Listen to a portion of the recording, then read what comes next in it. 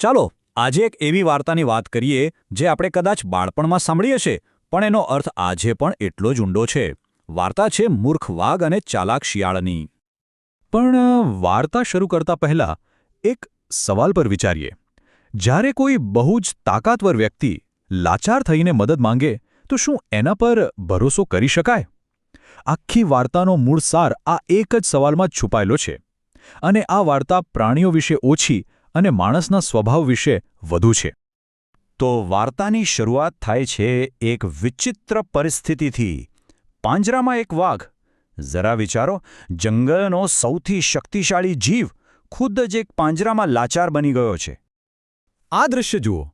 જે વાઘની એક ગર્જનાથી આખું જંગલ કંપી ઉઠતું, એ જ વાઘ આજે એક સામાન્ય લોખંડના પાંજરામાં ફસાયેલો છે. એની બધી જ તાકાત, એનો બધો જ રોફ આ સળિયા પાછળ જાણે કેદ થઈ ગયો છે. આ જ બતાવે છે કે શક્તિ કેટલી કામચલાઉ હોઈ શકે છે. વિચારો તો ખરા, જે પોતાને જંગલનો રાજા સમજતો હતો, એની હાલત આજે એક કેદી જેવી છે. એની સત્તા, એની આઝાદી બધું જ છીનવાઈ ગયું છે. હવે તો એ બસ બીજાની દયા પણ જીવી રહ્યો છે.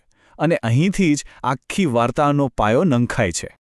હવે વાર્તામાં આવે છે એક નવો વળાંક, એક હતાશાભર્યું વચન.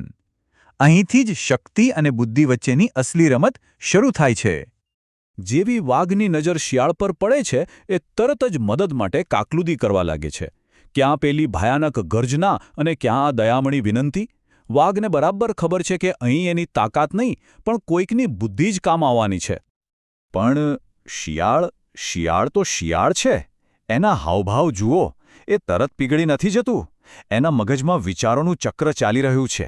એ વિચારે છે, ભાઈ, આ એ જ શિકારી છે જે મોકો મળે તો મને જ ખાઈ જાય. આજે ભલે લાચાર હોય, પણ પાંજરામાંથી બહાર નીકળ્યા પછી એને આપેલું વચન યાદ રહેશે ખરું. અને આ જ સાવચેતી એની સૌથી મોટી તાકાત છે. વાઘ તો તરત જ પ્રોમિસ આપી દે છે, હું કસમ ખાઉં છું, તને નહીં ખાવું, આખી જિંદગી તારો અહેસાન માનીશ. પણ સવાલ તો એ જ છે નહીં, મુસીબતમાં આપેલા વચનનો કોઈ ભરોસો હોય? આ વચન દિલથી નહીં, મજબૂરીમાંથી આવ્યું છે. અને હવે આવે છે વાર્તાનો સૌથી જબરદસ્ત ટ્વિસ્ટ, શિયાળની ચતુર કસોટી. અહીં આપણને જોવા મળશે કે અસલી સ્માર્ટનેસ કોને કહેવાય.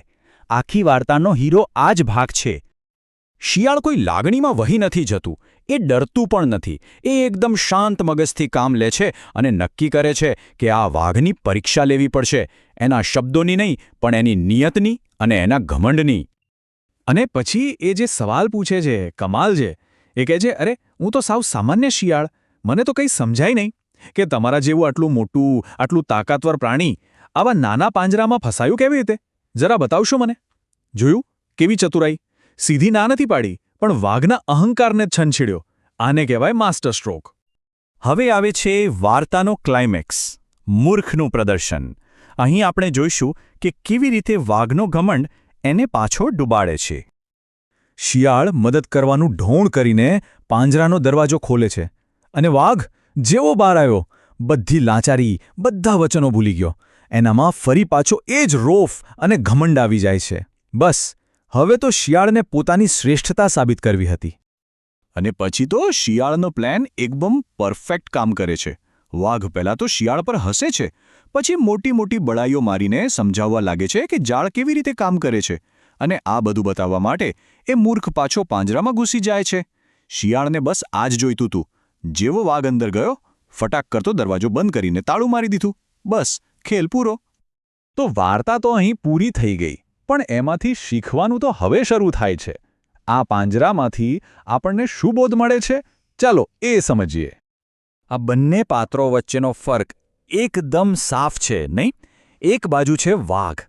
તાકાત તો બહુ છે, પણ સાથે ઘમંડ અને મૂર્ખામી પણ એટલી જ છે, અને એ જ એને નડે છે. અને બીજી બાજુ છે શિયાળ. શરીરે ભલે નાનું હોય, પણ એની બુદ્ધિ અને સાવચેતીના કારણે જ એ જીતી જાય છે. આ એક જ દ્રશ્યમાં આખી વાર્તાનો સાર આવી જાય છે. જુઓ, બુદ્ધિ અને બળની લડાઈનું પરિણામ. તાકાતવાર વાઘ ફરીથી પાંજરામાં, અને નાનકડું ચાલાક શિયાળ આઝાદ અને વિજયી. તો આખરે આ વાર્તામાંથી શું શીખવાનું મળ્યું? બે બહુ જ મહત્વની વાતો. પહેલી, કે અસલી તાકાત શરીરમાં નહીં, દિમાગમાં હોય છે. બુદ્ધિ હંમેશા બળ પર ભારે પડે છે. અને બીજી, કદાચ એનાથી પણ વધારે જરૂરી વાત, કોઈ દુશ્મન જ્યારે મજબૂરીમાં હોય અને કોઈ વચન આપે તો એના પર આંખ બંધ કરીને ક્યારેય ભરોસો ના કરાય. આ વાર્તા ભલે જૂની હોય પણ એનો અર્થ આજે પણ એટલો જ સાચો છે. તો જતાં જતાં એક સવાલ મનમાં રાખજો. આપણી આસપાસ, આપણી દુનિયામાં, ઓફિસમાં, રાજકારણમાં કે પછી રોજની જિંદગીમાં આવી ચતુરાઈ અને શક્તિની લડાઈ ક્યાં ક્યાં જોવા મળે છે? જરા વિચારજો આના પર.